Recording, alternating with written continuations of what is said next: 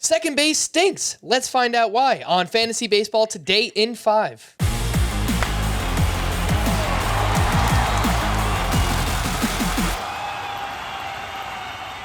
Welcome into FBT in 5. Today is Tuesday, November 1st. Welcome to November. I am Frank Sample, joined by Scott White, and obviously I mentioned it up top.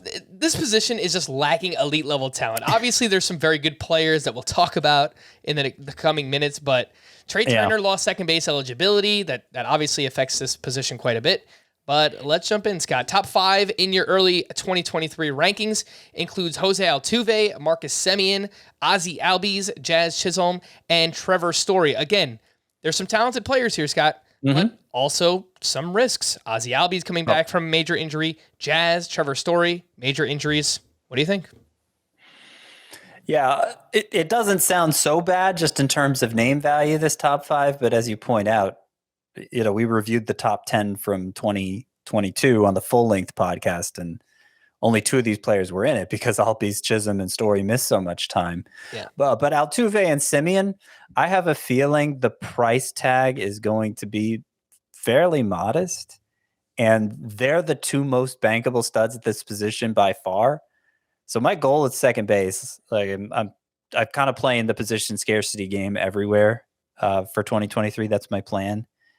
But second base might be the scarcest of those positions. And because the price tag is going to be affordable for those 2, round 3 or maybe even round 4, I'm going to have a lot of them and maybe not have to even worry about the rest of the position. Altuve, in terms of points per game, the gap between him and the number 2 second baseman, though still eligible at the position anyway, in 2022 was bigger than at every other position except for outfield, where the gap between Aaron Judge and the number 2 was a little bit bigger.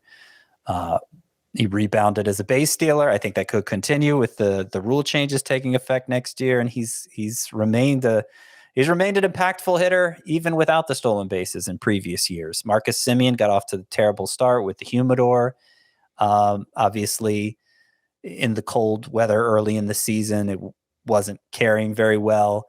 Marcus Semien, he's somebody who doesn't impact the ball very hard, but in the summer months where the effect of the humidor was muted, or it may have actually helped the flight of the ball in those hotter months, then Semien took off and ended up being one of just 4 guys with 25 numbers. So feel really good about them. Ozzie Albies, it was 2 kind of fluky injuries he dealt with, broken bones. So I expect him to bounce back. Will he suffer?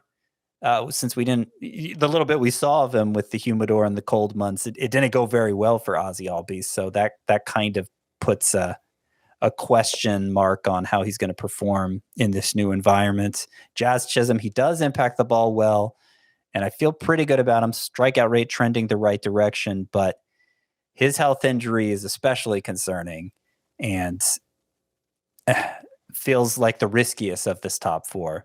And then Trevor Story, the power's still there. The speed is still there. He doesn't get the BABIP boost now that he's outside of Coors Field, and the strikeout rate is rising. So he feels like a batting average liability at this point, but, certainly belongs in the top 5 here, even with that in mind. Yeah, Scott, you mentioned top 2 is a priority for you at this position. I would extend it to the top 4 for the reasons you mentioned. I still think the upside is sky high for both Ozzie Albies and Jazz Chisholm. It's just that we need those guys to stay on the field, and you're going to learn that is a constant theme at the second base position as we get into this next group of rankings, which includes Tommy Edman at number 6, followed by Andres Jimenez, Max Muncy, Ketel Marte, Jorge Polanco, and I'll just throw Brandon Lowe in this mix because he's 11th in your ranking, Scott. Specifically, those last 3, it's the same deal. Like Ketel Marte, hamstring injuries all throughout last season. Jorge Polanco dealt with an ankle, a back, a knee injury. Brandon Lowe, a stress reaction in his back. But when all 3 of those guys are going at their best, they can still be really, really valuable. I just don't know if we could bank on it. Yeah, I certainly don't think we can count on all 3 bouncing back. The one that I think has the best chance to actually is Jorge Polanco. Now, he may have the lowest ceiling of these 3, Marte and Brandon Lowe being the others, but I don't think he went that wrong in 2022. All those injuries, of course, held him back. And if you'll remember how his 2021 went, It was a very slow start early on, and then he caught fire late in the year. And I think he maybe just needs that consistency of being in the lineup every day to get in a groove. He still hit 16 home runs and 375 at-bats, and power was what we were most concerned about going in. Still a good line drive rate, still a good strikeout rate. I would expect the batting average to recover, and maybe he'll even run more next year. Ketel Marte is the most perplexing because the StatCast numbers look great, and of course they always have, but he hasn't been much of a power hitter since the 2019 season, where he hit 30 plus home runs, and I just don't know how much we can rely on him. Brandon Lowe, 39 home runs in 2021, and he looked every bit like a power hitter in the years leading up to that.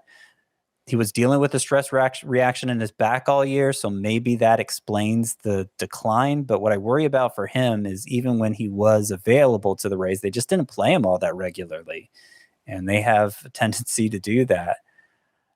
Maybe if he was producing, that wouldn't be the case, so it's not something we need to worry about as much as I am, but it's just an added concern for Lowe that Marte and Polanco don't have. All right, so that's the top 11 at second base heading into 2023. If you want to hear about the top 20, you can do so on Fantasy Baseball Today. You can listen on Spotify, Apple Podcasts, Stitcher, your smart speakers, or anywhere else podcasts are found. Thanks for listening to Fantasy Baseball Today in 5. We'll be back again on Thursday morning. Bye-bye.